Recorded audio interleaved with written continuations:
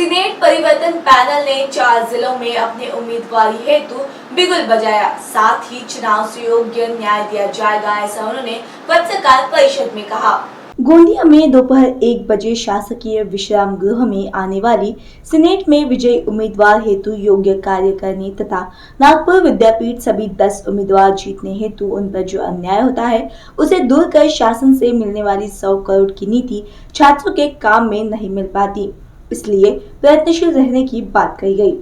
त्या महाविद्यालयाला समाज कल्याण विभाग तसेच आदिवासी एकात्मिक आदिवासी विकास विभाग आणि बहुजन विकास विभाग हे तीनही बहुजन विकास मंडळ हे तीनही त्या विद्यार्थ्याच्या वतीने पैसा देत असतात।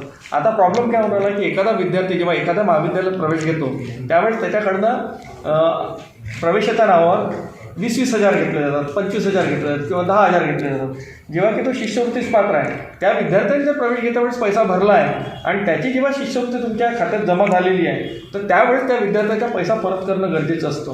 याला सर्वस्वी जबाबदार विद्यापीठाचे कुलगुरू असतात, कारण विद्यापीठाचे कुलगुरू काय करतात या गोष्टीकडे पूर्णपणे दुर्लक्षित करतात आणि सगळ्या ऑलमोस्ट 99% साहेब तर ते तुमच्या माहितीच तो मी लक्षात फक्त एक वस्तू येते की विद्यार्थ्यांना मिळणारी अमाऊंट म्हणजे शिष्यवृत्ती मुळात ते नाही। शिष्यवृत्ती ही 2 प्रकारामध्ये मोडते आहे, एक शिक्षण शुल्क आणि दुसरी निर्वाह भत्ता। निर्वाह भत्ता हा विद्यार्थ्याच्या खात्यात जमा होत असतो आणि शिक्षण शुल्क हा महाविद्यालयाचा। म्हणजे ज्या विद्यार्थ्याची तुम्ही जे फी स्ट्रक्चर ठरवणार विद्यापीठ काय करते की विद्यार्थ्याचं फी स्ट्रक्चर ठरवते, ती फी स्ट्रक्चर त्या प्रत्येक महाविद्यालयाला ते त्या फी स्ट्रक्चरच्या अनुषंगाने पैसा आकारायचा असतो। पण महाविद्यालय काय करते जो फी स्ट्रक्चर विद्यापीठाने डिझाईन केलेला आहे त्या फी स्ट्रक्चरकडे त्या फी स्ट्रक्चरला बगल देऊन महाविद्यालय काय करतो आपल्या पद्धतीने नवीन फी स्ट्रक्चर तयार करतो आणि जेव्हा तो नवीन फी स्ट्रक्चर तयार करतो आणि विद्यार्थी जेव्हा शिष्यवृत्तीचा फॉर्म भरतो त्यावेळेस त्या विद्यार्थ्याला फॉर्म भरता वेळेस तो जेव्हा ती अमाऊंट टाकतो त्याच्या जवळ असलेल्या स्लिपची तर ती अमाऊंट ॲक्सेप्ट केलं जात नाही, कारण विद्यापीठाने डिझाईन केलेला फी स्ट्रक्चर हा समाज कल्याणमध्ये असतो, म्हणजे समाज कल्याणला पाठवला जातो म्हणून समाज कल्याण त्याच्या प्रोग्राममध्ये ते फिट करत असते। पण काय होऊन आलं आहे अक्षरशः मागच्या 30 वर्षात अक्षरशः प्रत्येक महाविद्यालय लूट करून आला आहे। शिष्यवृत्तीचा अर्थ काय, शिष्यवृत्ती आम्हाला का बरं देण्यात आली आहे, तुमच्या शिक्षणात कोणत्याही प्रकारचा अडथळा निर्माण होऊ नये म्हणून शिष्यवृत्तीची संकल्पना तुमच्यासाठी मांडली गेलेली आहे। असे असताना प्रत्येक शिष्यवृत्तीधारक विद्यार्थ्याकडून अमाप पैसा आकारण्यात येत आहे। आम्ही 2017ला या विषयावर मानव अधिकार संरक्षण मंचच्या माध्यमातून आम्ही हायकोर्टमध्ये PI टाकली होती। आम्ही नागपूरचे 14 कॉलेजेस त्या ठिकाणी आम्ही त्याला प्रतिवादी केलं होतं आणि त्याचबरोबर प्रतिवादी आम्ही प्रधान सचिव समाज कल्याण विभाग यांनाही केलं होतं आणि त्याचबरोबर आम्ही कुलगुरूंनाही प्रतिवादी केलं होतं। असे असताना त्यावेळेस आमचा निर्णय हा डिस्पोज झाला आणि त्यामध्ये निर्णय असा लागला की जे काही विद्यार्थी जे काही कॉलेजेस जे आम्ही 14 कॉलेजेस हे केले होते त्या 14 कॉलेजेसवर कारवाई करण्यात आली आणि त्यांच्याकडनं ॲफिडेविट लिहून घेण्यात आलं की तुम्ही यानंतर कोणत्याही प्रकारचे शुल्क आकारणार नाही। इस अवसर पर सीनेट सदस्य शीलवंत मेश्राम, राम शबाना शेख, आशीष फुलझेले, अंकित राउत, उत्तम शिंदे आदि लोग उपस्थित थे।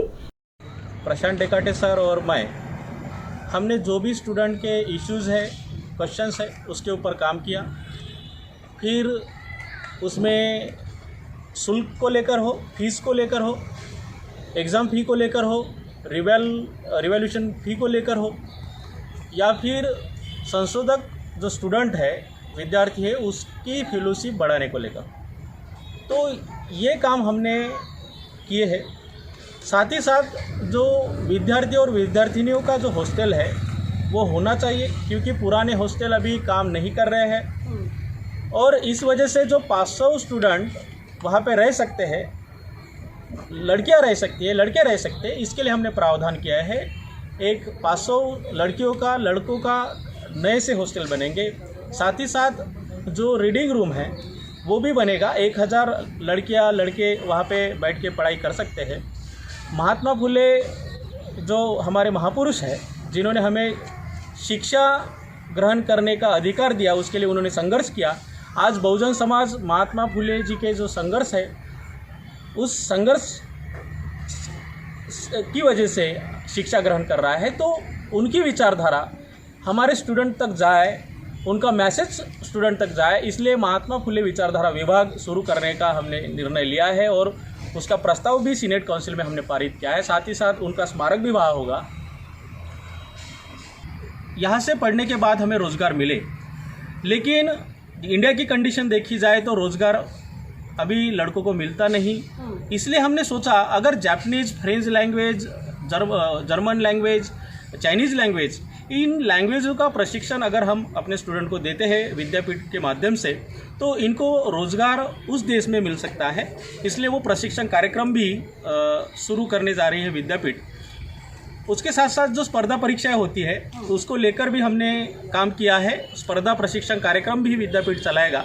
तो ये जो स्टूडेंट के जो इश्यूज़ है, और बहुत सारे इश्यूज़ होते हैं, शुल्क को लेकर होते हैं, साथ साथ पीएचडी शुल्क को लेकर होते हैं, और क्वेश्चन जो होते हैं ये प्रशासन के माध्यम से हर बार निर्माण होते हैं। तो उन इश्यूज़ को लेकर, उन क्वेश्चंस को लेकर हम सीनेट परिवर्तन पैनल के माध्यम से, और मैं खुद से एक सीनेट मेंबर होने के नाते से काम कर रहा हूँ, काम कर रहे हैं, और विद्यार्थियों को न्याय देने का काम कर रहे हैं।